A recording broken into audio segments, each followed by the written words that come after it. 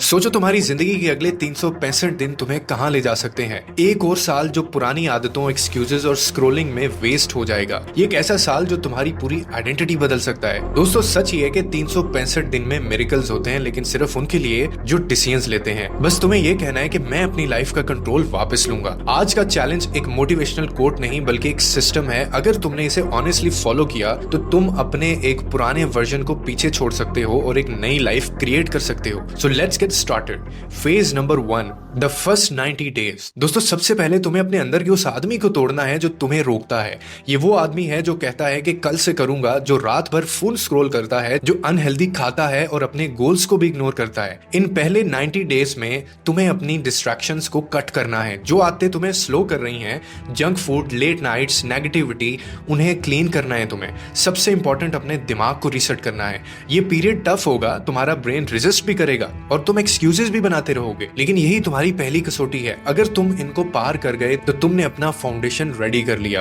And phase number 2, next 90 days.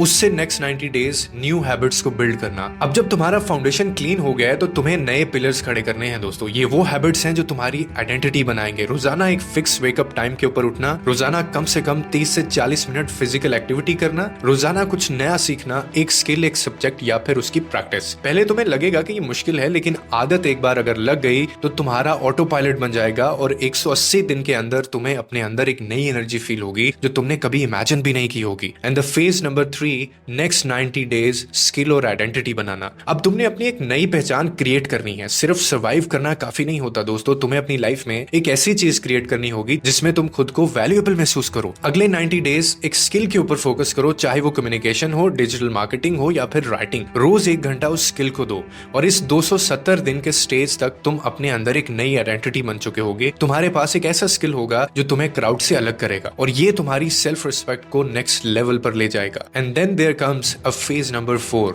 Last 95 days, यानी life time system create करना। ये final stage तुम्हारी journey में सबसे पावरफुल पार्ट है दोस्तों। अब तुम्हें अपनी लाइफ का सिस्टम लॉक करना है। तुम अपनी रूटीन को परमानेंट बना लो। तुम अपने रिलेशनशिप्स को फिल्टर करो, जो टॉक्सिक है उन्हें छोड़ दो, जो ग्रोथ देते हैं उन्हें अपनाओ। तुम अपनी फाइनेंशियल और पर्सनल लाइफ का एक रोड मैप बनाओ। ये वो दिन है जब तुम्हें रियलाइज होगा कि तुम अब वही पुराने आदमी नहीं रहे हो, बल्कि तुमने एक सिस्टमैटिक लाइफ डिजाइन कर ली है जो तुम्हें अगले सालों तक गाइड करेगी। सो चैलेंज वर्सेस कंफर्ट जोन। एक साल बाद 2 वर्जन्स होंगे तुम्हारे सामने। एक वही पुराना वाला जो एक्सक्यूजेस बनाता है और एक नया वाला जो डिसिप्लिन्ड है, फोकस्ड है और अपने गोल्स के करीब है। अब सवाल बहुत सिंपल है कि तुम कौन सा वाला वर्जन चूज करते हो। डेफिनेटली दूसरा वाला। सो दोस्तों, कंक्लूजन ये है कि याद रखो, एक दिन में कुछ नहीं बदलता और 30 दिन में थोड़ा कुछ बदलता है, लेकिन 365 दिन में सब कुछ बदल सकता है। आज तुम्हारे पास चॉइस है, एक और साल वेस्ट करना है या फिर अपनी कहानी खुद लिखनी है। So this is not just challenge, this is your come back.